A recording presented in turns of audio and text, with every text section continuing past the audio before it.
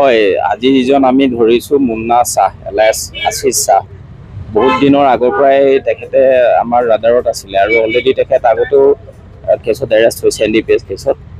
তো আজি আমি বিশেষ সংবাদ সূত্ৰে তেখেতক ট্ৰেক কৰি পিনি আজি হিজুগুৰি মজিদপট্টি এলেকাত আমি তেখেতক কৰায়ত্ব কৰিলোঁ। তেখেতে এখন ভেহিকল ইউজ কৰি আছিলে ড্ৰাগছ পেডলিঙৰ কাৰণে, আৰু তেখেতৰ পজিশ্যনৰ পৰা আমি এটা চব কেছ ছাছপেক্টেড হিৰইন কণ্টেইন আছে, তাতে 11.13 গ্ৰাম হিৰইন আমি জব্দ কৰিবলৈ সক্ষম হৈছোঁ। আৰু বাকী তেখেতৰ লগত কেছ এমাউণ্টো আছে।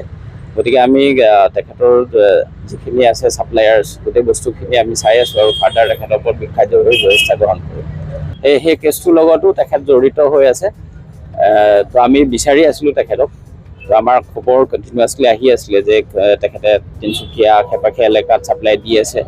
তো গতিকে আমি সেই কণ্টিনিউৱাছ আমাৰ এফৰ্টৰ আজি ৰিজাল্ট হিচাপে তেখেতক কৰায়ত্ব কৰিবলৈ সক্ষম হ'লোঁ। তেখেতে লিড দিছে আৰু লিড মতে অপাৰেশ্যন চলি আছে, য'ত তেখেতৰ ছাপ্লাই কৰিছে। তো সেইখিনি আমি ডিউ কোৰ্চ অফ ইনভেষ্টিগেশ্যন আমি কাম চলাই আছোঁ।